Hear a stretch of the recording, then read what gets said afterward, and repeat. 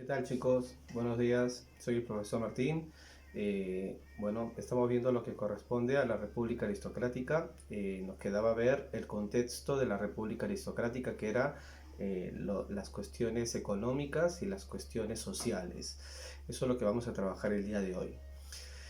Vamos a empezar haciendo, como siempre en la clase, dándole las gracias a Diosito. Le vamos a dar gracias porque estamos vivos, le damos gracias porque estamos con nuestras familias, le damos gracias porque tenemos algo que comer y le pedimos cosas, ¿no? Como siempre, ¿no? Le pedimos que nos cuiden a nosotros, a nuestras familias, que no falte un plato de comida en nuestras mesas y tampoco que falte un plato de comida en las mesas de las personas que más lo necesitan. Bien, estamos hablando, como les decía, de la República Aristocrática. Habíamos dicho que la República Aristocrática estaba comprendida entre los años 1899 y 1919. ¿No? Previo a la República Aristocrática habíamos encontrado a lo que venía a ser la reconstrucción nacional. La reconstrucción nacional tenía dos momentos: el periodo comprendido entre el segundo militarismo y Nicolás de Piérola. Termina Nicolás de Piérola, que está en el poder entre el 95 y 99 y va a convocar elecciones en el partido. ¿Recuerdan qué partido? Muy bien, el Partido Democrático, ¿no? El Partido Democrático va a postular el que supuestamente iba a seguir en el poder después de Nicolás de Piérola, que era Romaña, ¿no? Pero Romaña, una vez que está en el poder, se cambia de lugar y se va al Partido Civilista, ¿no? Deja el Partido Democrático, nunca más se vuelve a saber del Partido Democrático, nunca más vuelve a ganar elecciones, ¿no? Con Nicolás de Piérola el partido fenece. Ya lo conversamos esto la semana pasada, que habíamos visto sobre el Partido Democrático, el Partido Civilista y el Partido Constitucional. Después de esto, después de Romaña, seguía Candamo, ¿no? Después de Candamo seguía Pardo. Después de Pardo iba a seguir Leguía. Después de Leguía venía la irrupción del gobierno que le llamábamos populista de Billinghurst y después el segundo gobierno de Pardo. Y de ahí veníamos con el oncenio de Leguía, pero eso ya no corresponde a esta clase.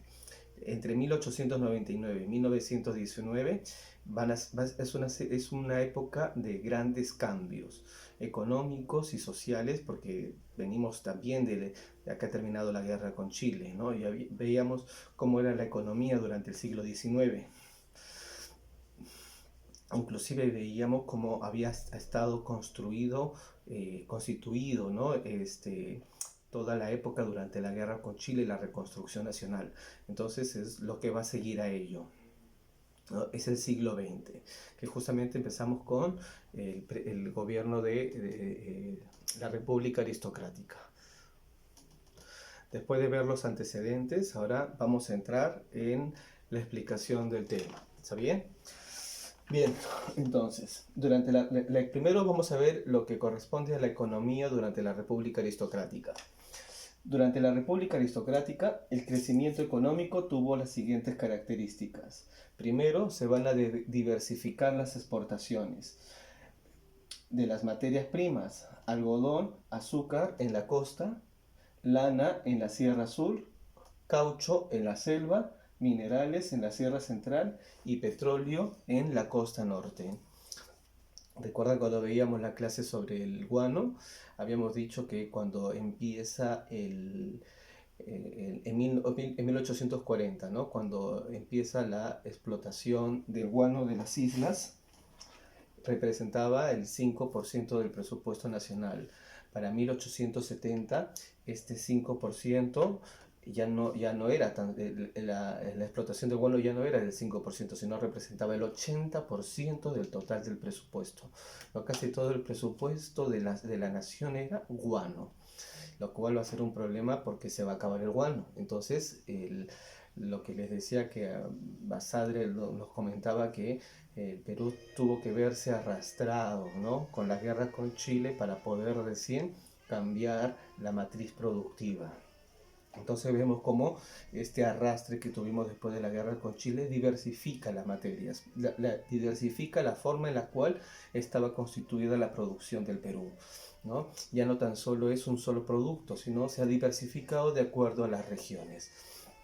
¿No? Miren, azúcar y algodón en la costa norte el petróleo, en la sierra central los minerales, en la sierra sur la lana y el caucho en la Amazonía que empezaba a tener un apogeo importante. Entonces vemos cómo las características de la economía, se ha diversificado la economía. Eso es el primer punto. El segundo punto va a ser un incremento en la inversión de capitales en la banca, minería, seguros e industrias, que va a favorecer el crecimiento económico. Los principales países que van a invertir en el Perú, Estados Unidos y Gran Bretaña, ¿no? Igual, ¿no? Lo veíamos en la clase pasada con la firma del contrato Grace a cargo del entonces presidente Andrés Avelino Cáceres, que Andrés Cáceres le había entregado todo a los ingleses. ¿Para qué? Para terminar la deuda externa que tenía el Perú a causa de la deuda, de la guerra y lo previo a lo que no se podía cumplir porque ya se había acabado el guano. Entonces había una larga deuda que pagar y el Perú tuvo que hipotecar todo aquello que tenía para poder pagar esa deuda. Una vez que pagó la deuda, y la va a pagar justamente esta casa Grace, va a tener una capacidad para recibir inversión extranjera, ¿no? Y la inversión es lo que permite que se hayan más puestos de trabajo, que la economía se dinamice, que la economía crezca. Entonces hay mucho dinero, de nuevo vuelve a entrar dinero.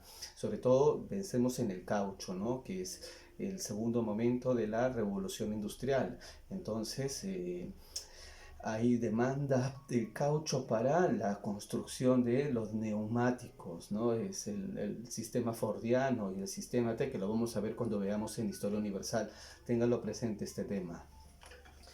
Tercero, la mayor demanda de productos exportados por el Perú en el mercado internacional como consecuencia de la Primera Guerra Mundial, ¿no? Los minerales, lo que les decía del caucho, ¿no? Entonces, justo lo que el Perú fabricaba era lo que el mundo necesitaba. Había una correspondencia en este momento de las materias primas. Todavía seguimos con una primarización de la economía, eso, así se le denomina, ¿no? Que nuestra economía es una economía que está dedicada sobre todo a la explotación de los recursos primarios, que ya lo hemos visto cuando hemos trabajado economía. Tenemos la primera clase que veamos después de esta, justamente va a corresponder a lo que va a ser la historia universal y vamos a empezar con la revolución industrial. Entonces tenemos que tener en cuenta el contexto, ¿no? Porque lo que está sucediendo en el mundo ayuda a comprender lo que sucede en el Perú. Bien, entonces estas son las principales características. Primero, una diversificación de la economía. Segundo, de acuerdo a las regiones. Segundo, hay una mayor inversión extranjera, sobre todo de capitales ingleses y de Estados Unidos. Y tercero, es una mayor demanda de los productos que el Perú se encarga de exportar, ¿no? Estos productos son bien recibidos en el mundo entero, tienen una gran demanda. ¿Por qué? La Primera Guerra Mundial. Recordamos que la Primera Guerra Mundial está entre 1914 y 1919. Y la etapa previa hay una gran demanda porque se empiezan a fabricar, ya se empiezan a las potencias europeas y las potencias asiáticas empiezan a requerir los minerales para fabricación de armamentos, el caucho para la revolución industrial. Entonces el mundo necesita lo que el Perú está haciendo. Son las tres principales características de la economía durante la República Aristocrática. El sector agropecuario. La agricultura fue una actividad próspera en este periodo. Primero, va a destacar el cultivo de la caña de azúcar, que promovió la industrialización de azúcar para la exportación. Las grandes haciendas como Casa Grande y Cayaltí instalaron una moderna maquinaria que permitió su modernización y representó y repercutió en el sector financiero, ¿no? Entonces la agricultura fue muy próspera. ¿Recuerdan estas haciendas, Casa Grande y Cayaltí? ¿Recuerdan el que va a postular contra el presidente Billinghurst? Era el dueño justamente Antero Aspíllaga, ¿no? Era el dueño de la hacienda Cayaltí, que era la más grande de la costa. ¿A qué se dedicaba? A la producción de caña de azúcar. Entonces, miren, el dueño de la hacienda más grande de caña de azúcar, habían dos, Casa Grande y Cayaltí, ¿no? Antero Aspíllaga era el dueño de la hacienda Cayaltí. El dueño se va a presentar en este lapso que les estoy diciendo contra Billinghurst. Va a competir por el Partido Civilista y es el único Antero Aspíllaga que no va a ganar en este periodo que también se le denomina el segundo civilismo, ¿no? La República Aristocrática. Pero lo que quiero que veamos es la magnitud de las personas que conducían este país. Es como si ahora, en las dimensiones actuales, el dueño del Grupo Romero, ¿no?, se presentara a las elecciones y ganara. El Grupo Romero es uno de los más ricos del Perú, o el Grupo Rodríguez Pastor, ¿no?, que los hemos visto también cuando hemos visto temas de economía. Es decir, las familias más ricas eran las que postulaban en este momento para dirigir este país, para ser presidente del país. Entonces, pero veamos lo que estamos tratando. Lo que estamos tratando es, la agricultura es una actividad muy próspera en este periodo. La caña de azúcar y estas dos casas, Cayaltí y Casa Grande. La segunda, el algodón, ¿no? Habíamos dicho que en la costa el azúcar y el algodón eran las principales materias primas que se van a exportar. El azúcar ya vimos cuáles eran las haciendas más importantes, y en el caso del algodón, cuya siembra alentó la expansión urbana, van a ser Piura e Ica, porque ese es el clima que se necesita para la producción de algodón. Esta actividad empleó la mano de obra asalariada bajo la modalidad de enganche, ¿no? Recordemos que justamente para eso va a ingresar Billinghurst, ¿no? Para ponerle coto, para poner orden a los excesos que se estaban cometiendo contra los trabajadores en esta época, que era la modalidad de enganche. El enganche era un sistema contractual por el cual se aseguraba la fuerza del trabajo indígena, tanto en las minas como en las haciendas, en especial en la caña de azúcar y en concesiones, tanto guaneras y salitreras. O sea, esto era a los que se dedicaban, y quiénes eran los que lo practicaban. Eran sobre todo indígenas, y la realizaban tanto en la producción de caña de azúcar como en la extracción de guano y salitre. Consistía en que un intermediario otorgaba a los futuros operarios un adelanto de dinero en calidad de anticipo de salarios, frecuentemente cuantioso. Por su parte, los trabajadores se comprometían a devolver la deuda con su trabajo personal. Por otra parte, el desarrollo de la ganadería, ¿no? ¿En qué consistía esto, no? ¿Qué es lo que nos está diciendo el texto? El texto nos está diciendo que, por ejemplo, el caso del señor Quirós, ¿no?, que fue la primera modalidad de venta del guano, ¿lo recuerdan? Entre el año 40, cuando recién se empieza a exportar el guano. Habíamos visto que la primera modalidad en la cual se iba a vender el guano era a través de venta directa, es decir, se le entrega el señor Quirós, se le entregaba para que el señor Quirós explote el guano, y a cambio de eso el señor Quirós tenía que dar una cantidad importante de dinero. Entonces, y después él contrataba empleados, sobre todo indígenas, para que recolecten todo lo que él quería que se hiciese. De la misma manera va a funcionar esta forma el trabajo del asalariado. Se le daba a un consignatario, ¿no?, el enganche, se le daba el dinero para que esta persona se encargue de la cosecha, por ejemplo, ¿no? Entonces, y después él tenía que contratar a los indígenas, a las personas que iban a trabajar en esos lugares y a cambio les entregaba un dinero que era por todo lo que tuvieran, todo el tiempo que tuvieran que hacer, les entregaban un dinero. No era que les pagaban por tantas horas, por estar trabajando ahí, sino era por todo el trabajo que hicieran, no importara el tiempo que se demorara, ¿no? Lo cual perjudicaba al trabajador porque se podía enfermar y no tenía ningún beneficio, ¿no? Entonces había como excesos, ¿no? Y ahora lo vamos a ver cuando veamos los movimientos sociales, cómo van a ir contra este tipo de trabajo. Eso va a ser en el sector de la agricultura. Después, por otra parte, el desarrollo de la ganadería también cobró relevancia en la economía peruana de la época. En el norte del país va a ser la crianza del ganado bovino y lanar, que se va a orientar sobre todo a la producción de quesos y mantequillas. ¿En dónde? Hasta ahorita, Cajamarca, ¿no? Ahí se van a traer nuevas especies de vacas, sobre todo europeas, para que de acuerdo al lugar donde se encuentra, a la altura de Cajamarca de los Andes, va a favorecer que la leche tenga esa consistencia y salga la mantequilla que comemos o los quesos cajamarquinos que son tan ricos. En la zona central, las haciendas de Junín y Pasco se van a modernizar con la adquisición de ganado vacuno y ovino proveniente de Suiza. Y en el sur, la venta de lana va a significar importantes ingresos, sobre todo para Arequipa y para Puno, ¿no?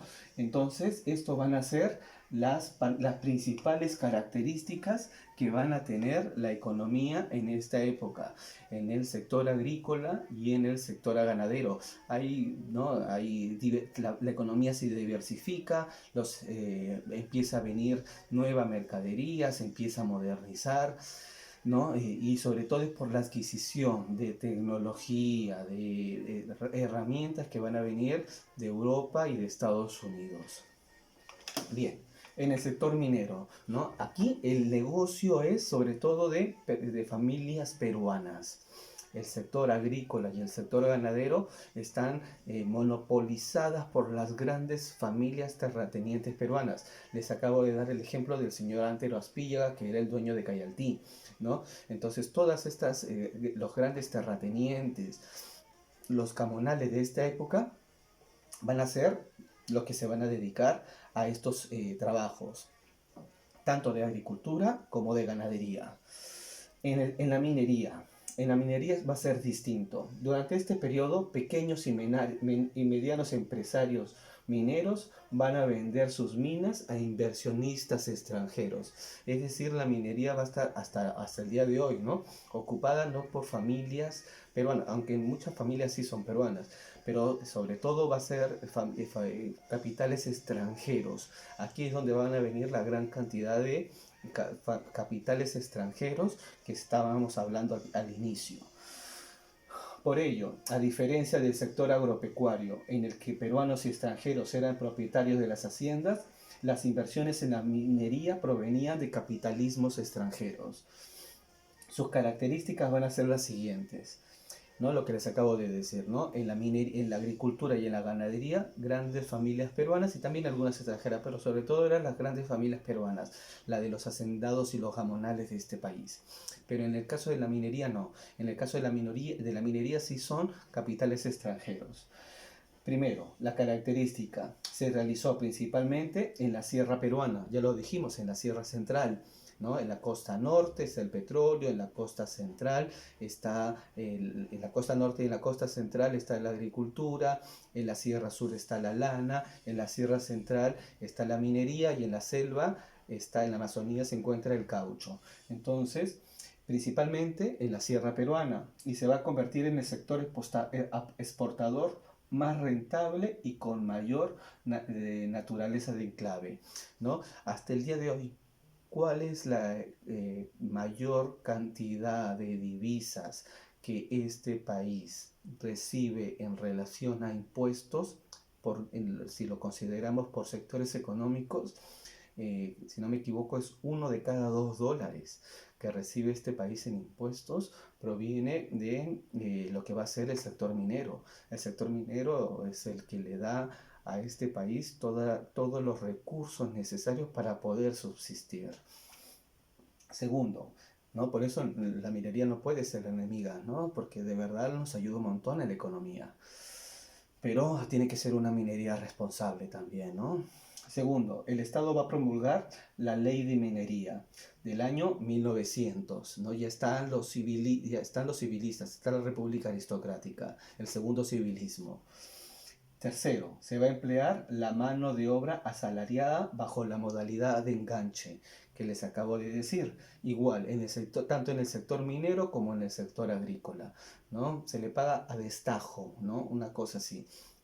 Todo el trabajo que vayan a hacer se les paga una cantidad. Entonces, y ellos verán cómo lo cumplen. Después, los principales productos de la mina de la sierra van a ser el zinc, el mercurio, el vanadio, el plomo, entre otros, que como les decía, es previo a la Primera Guerra Mundial, entonces son recursos mineros muy solicitados en el mercado internacional. Sí, cuarto, algunas de estas empresas de capitales van a ser de Estados Unidos, como la Standard Oil de Nueva Jersey, subsidiaria de la International Petroleum Company, de la IPC, y la Cerro de Pasco Mining Company. Precisamente esta última empresa va a ser la que va a construir el ferrocarril central, que iba desde Lima hasta La Oroya, ¿no? Las mismas empresas, para poder movilizar su mercancía, empiezan a hacer infraestructura urbana, ¿no? Empiezan a comunicar, ¿no? La Oroya era el centro de esta época en Cerro de Pasco, ¿no? Entonces van a construir el ferrocarril central para traer las cosas hasta el Callao y poderlas mandar hacia Europa. Y la Petroleum Company, que va a estar sobre todo en el lado de Piura, en Talara, ¿no? Que se va a encargar de la extracción de petróleo. La actividad industrial. Entonces hemos visto el sector agrícola, el sector ganadero, el sector minero y las características que tenían cada uno de estos sectores, y ahora el sector industrial. El desarrollo en esta época va a ser incipiente. Nunca se pudo desarrollar porque no se hizo bien. Sin embargo, tanto los sectores extractivos como los agrarios alentaron la producción local, pues ambos requerían de algunos bienes de manufactura nacional, ¿no? Es incipiente y solamente se hacía para lo que la industria local necesitara. No se buscaba abastecer a un mercado internacional como lo hacían los productos primarios. En esta época también se van a crear talleres y fundiciones. Las empresas más importantes se van a dedicar a la fabricación de textiles y estaban localizadas sobre todo en la ciudad de Lima. Casi todas eran en la ciudad de Lima. Asimismo, las actividades como la agricultura, la minería y los ferrocarriles generaron una gran demanda de insumos y servicios locales. Así, en torno a estas actividades se van a desarrollar fábricas y talleres que alimentaban con diversos bienes los productos agropecuarios y mineros. Es decir, la industria que se va a hacer en este país, en este preciso momento de la historia, es una industria que está abocado a satisfacer las necesidades que tenía el sector primario, no, como les digo, a ver un mundo, a colocarse en el mundo como sí lo hacían los productos que el mundo requería en el sector minero, en el sector agrario, en el sector agropecuario. Por eso se le dice una industria incipiente, muy pequeña. Estas son las características de la economía, ¿no? Ahora vamos a ver los aspectos sociales. Entonces estamos viendo por qué la economía va a tener un mayor repunte en todo este periodo que se le va a llamar la República Aristocrática, ¿no? Recordamos que este periodo también, habíamos dicho en la clase pasada, que previo a la Primera Guerra Mundial, es decir, antes que ingrese Billinghurst, se va a llamar este periodo en la historia universal la Belle Époque, ¿no? La Bella Época. ¿Por qué? Porque es una época de florecimiento a nivel mundial. El mundo está bien. Si el mundo está bien, estamos insertos dentro de un contexto. Entonces va a favorecer el mundo para que el Perú también crezca. Ahora, los movimientos sociales durante la República Aristocrática. Al comenzar el siglo XX, el Perú era un país mayoritariamente rural. Sin embargo, el análisis de los cursos, de los censos urbanos, advierte que al inicio un crecimiento demográfico. Lima pasó de tener 114.000 en 1890 a 224.000 en 1920, es decir, va a duplicar su población, solo la ciudad de Lima. Para esto necesitamos entender cuánto era la población a nivel nacional. Nos está diciendo que en 1890 la población era de 114.000 personas, es decir, cuando estaba empezando la guerra con Chile. Ya dimos ese dato. Cuando empezaba la guerra con Chile, el Perú tenía 2.750.000 habitantes y Lima tenía 114.000. Para 1920, cuando termina la República Aristocrática y empieza el oncenio de Leguía, Lima va a tener 224.000, pero el Perú también casi va a duplicar su población total. Es decir, el Perú tenía en esta época 5 millones de personas. 2.750.000, 5 millones, 114.000, 224. Crecían al mismo nivel, ¿no? Entonces vemos que en esta época, hasta 1920, desde los inicios de la República, Lima era el 5% de la población total del país. Ahora, ¿cuántos habitantes tenemos? 33 millones. ¿Y cuánto es la población de Lima? 10 millones. Entonces ya no es el 5% como lo fue en sus 100 primeros años la ciudad de Lima. Es decir, todo el país crecía normal. Ahora hay un crecimiento dispar. ¿En qué sentido? En que si en 1920 la población de Lima era el 5%, en la actualidad la población de Lima en relación a la población total del Perú es del 35%. ¿No? ¿Me dejo entender? Del 5% hace 100 años de la población total del Perú a ser el 35% de la población total del Perú, ¿no?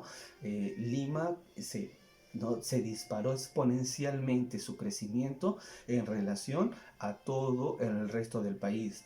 Eso es un problema para todo el país.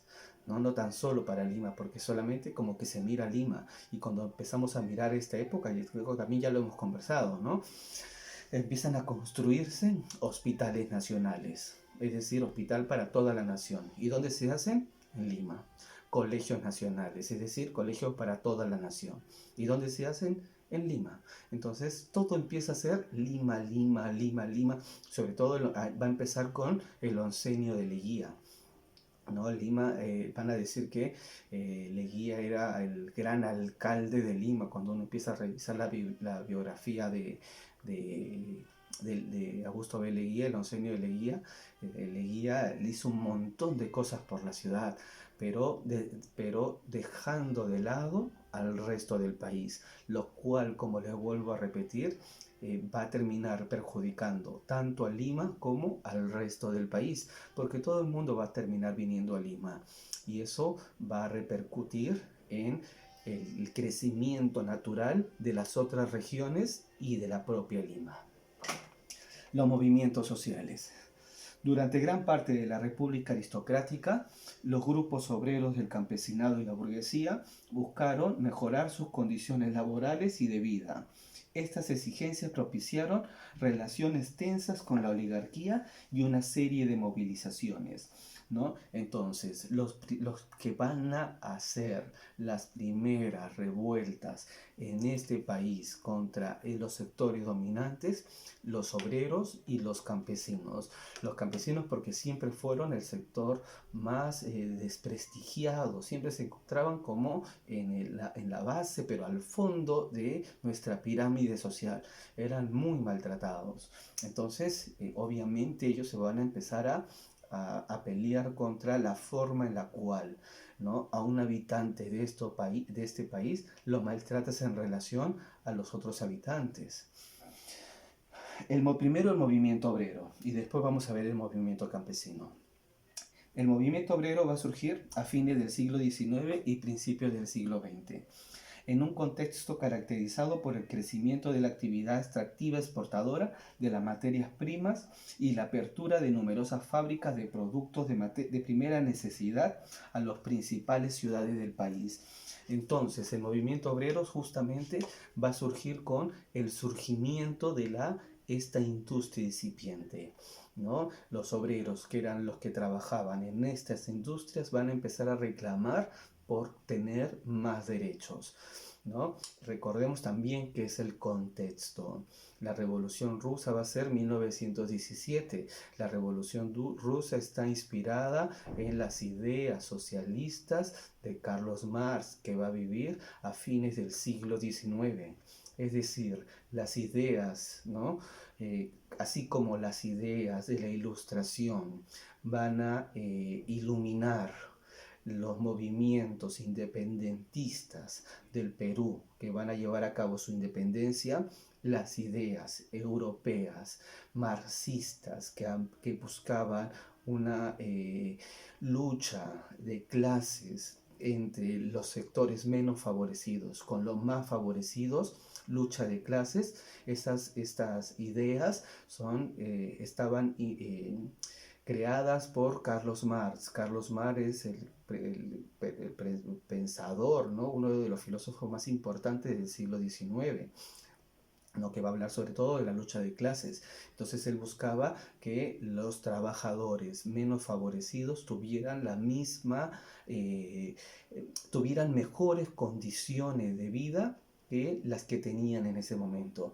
Cuando los vemos cómo vivían, vivían en situaciones terribles, lamentables, ¿no? Entonces trabajo infantil, ¿no? Explotación laboral, no tenían ningún derecho, no había ni seguridad para ellos en ningún sentido, ¿no? Todas las cosas que tenemos aún hoy en la actualidad, con todas las deficiencias que puedan tener, se la debemos a las luchas sociales que hicieron estas personas a inicios del siglo XX. Su desarrollo inicial se caracterizó por la influencia anarquista, ¿no? Difundida, entre otros, por el pensador González Prada, uno de los primeros intelectuales vinculados con la clase obrera. Esta etapa buscaba las siguientes acciones.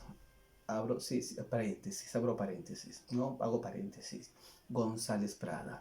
Si hay alguien que hay que leer en esta época, González Prada, ¿no? Aldo me contaba que estaba leyendo El Príncipe de Maquiavelo, ¿no? Jordalis, ¿qué estás leyendo? No sé nada de ti. Rosa, ¿qué estás leyendo? Tienen tiempo, ¿no? No me digan que no tienen tiempo, siempre hay tiempo para leer.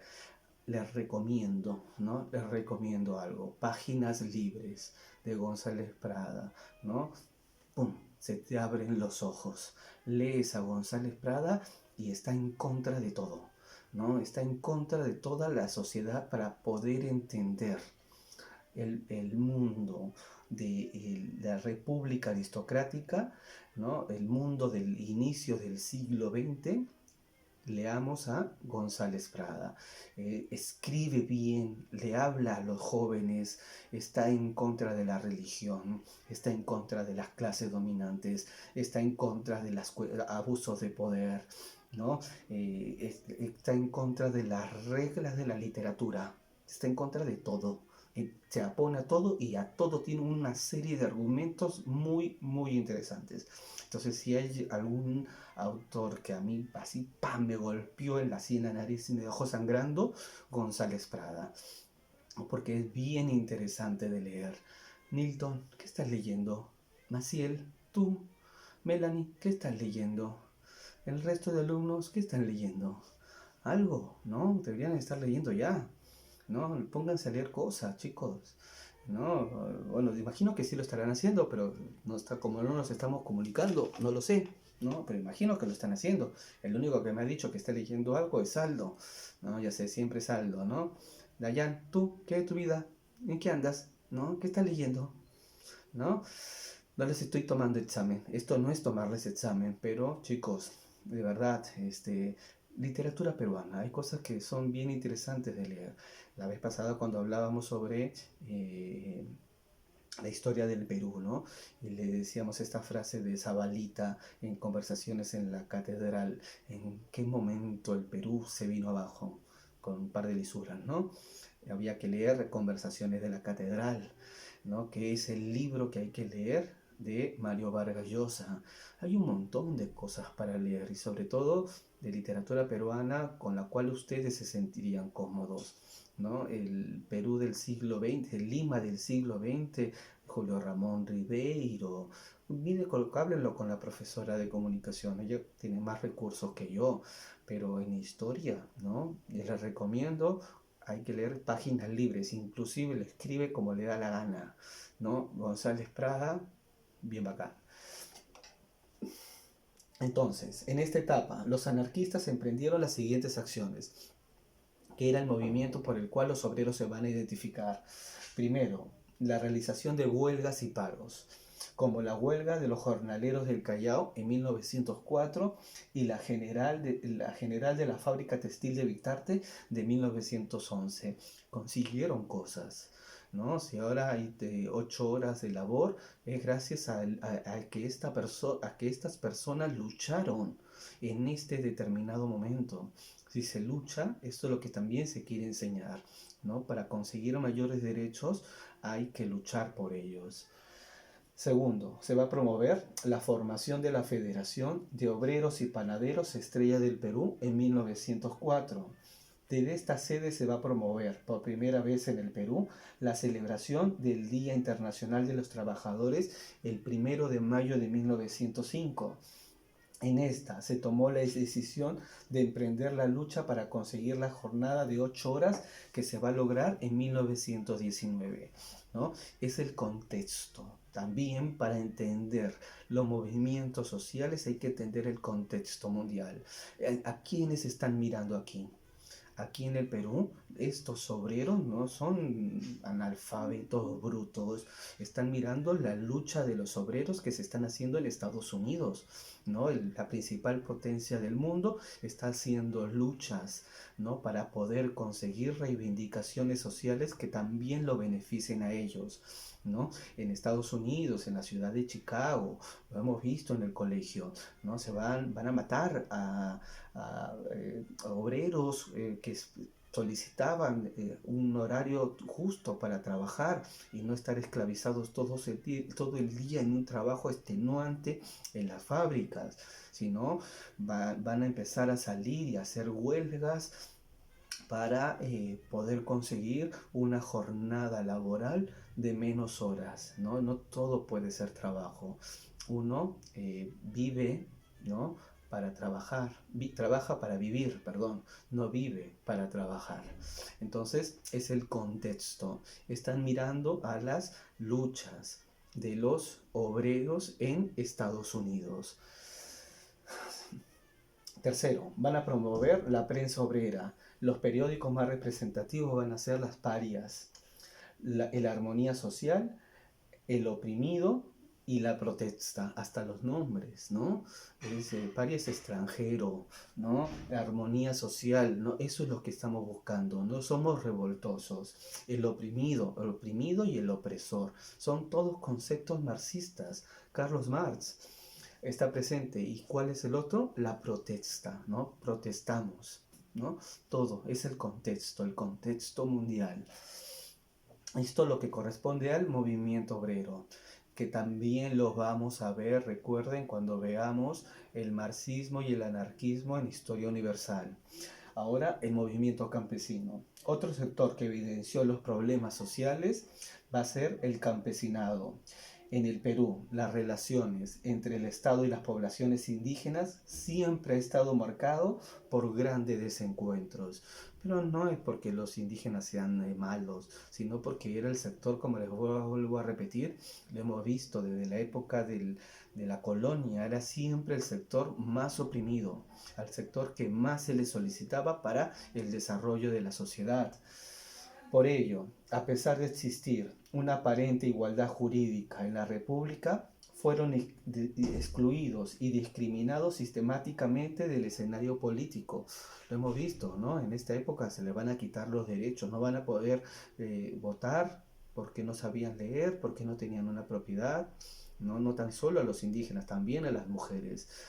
Era la república de los hombres propietarios, ¿no? La mujer recién va a poder votar durante la época de Odría, en los años 50, ¿no? Entonces, la mujer relegada de la sociedad, el indígena relegado de la sociedad. El único que podía hacer, construía este país, era el hombre blanco, ¿no? Y cuando eran una minoría, no estaba representada toda la sociedad.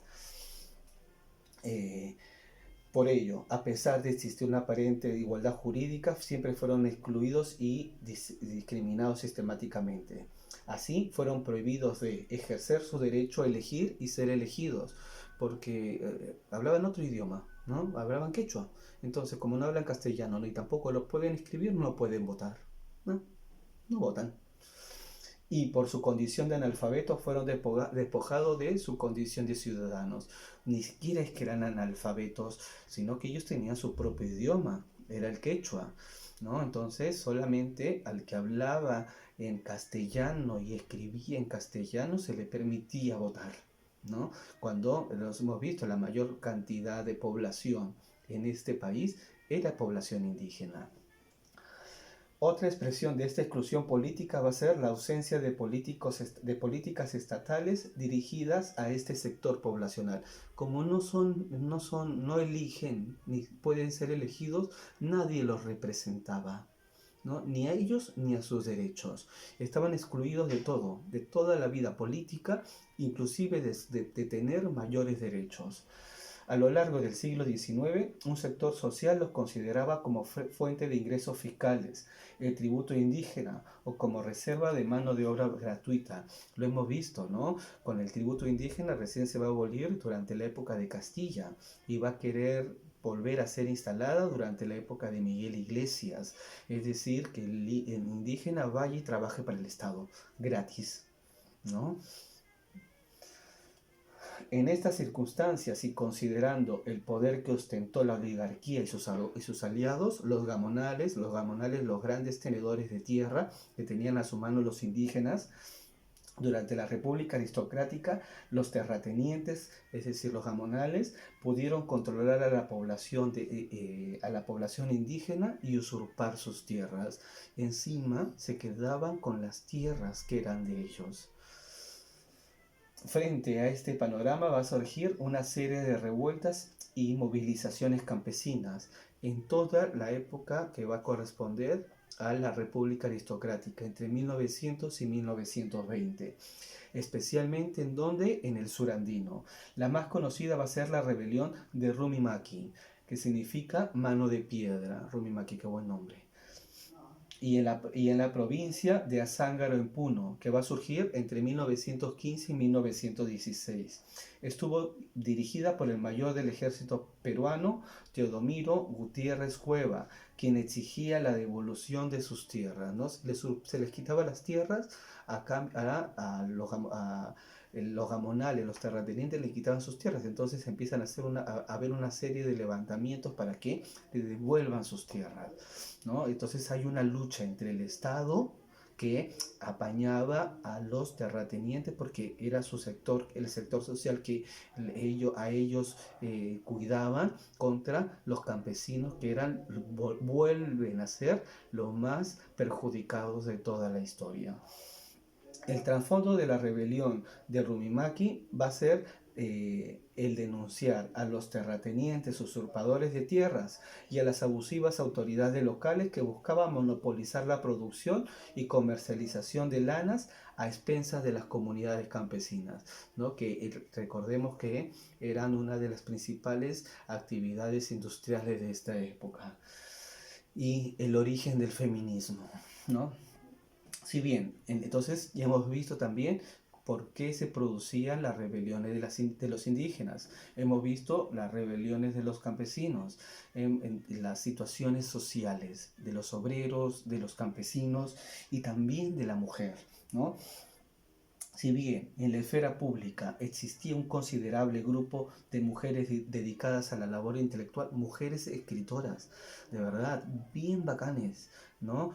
Dora Mayer, había una que me gusta un montón, les he hablado, Flora Tristán, pero Flora Tristán es un poco más atrás, ¿no? Entonces ahí en esta época hay mujeres también que están escribiendo sobre los abusos de Florinda Matos de Turner, ¿no? Sobre los abusos de los indígenas, los abusos a los indígenas en esta época, ¿no? Y que tienen una prosa, escriben muy bien, mujeres intelectuales. Las mujeres del salón, léanla. Ariana, ¿qué estás leyendo? No, léanla.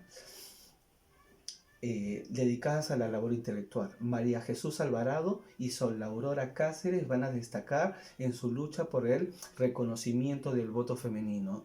Paréntesis de nuevo. ¿Qué les va a pasar a ellas? Las van a votar del país. Terrible, ¿no? Cómo se construye la historia en este país, ¿no? ¿Qué es lo que querían? Que las mujeres, igual que los hombres, votaran, que puedan elegir y ser elegidas. ¿Y qué les va a hacer durante la época de, si no me equivoco, es el oncenio de Leguía?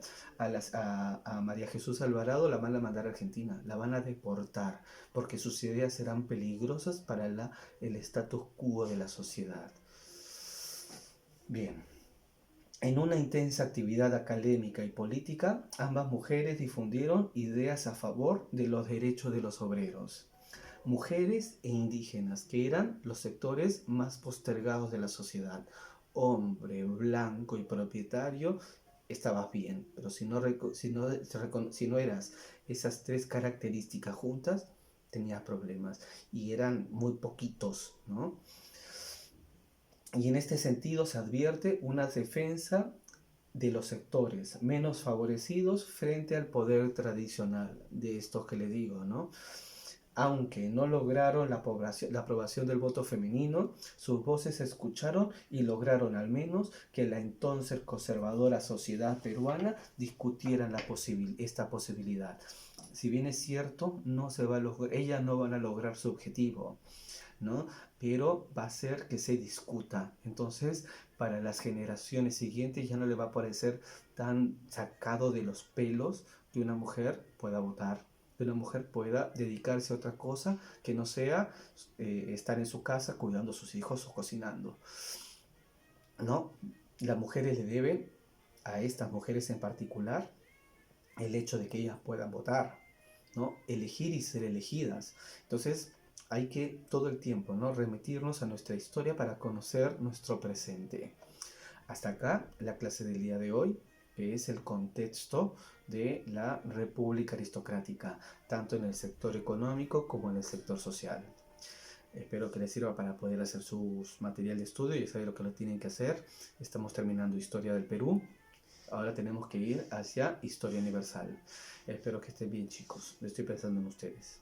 Nos vemos. Chau.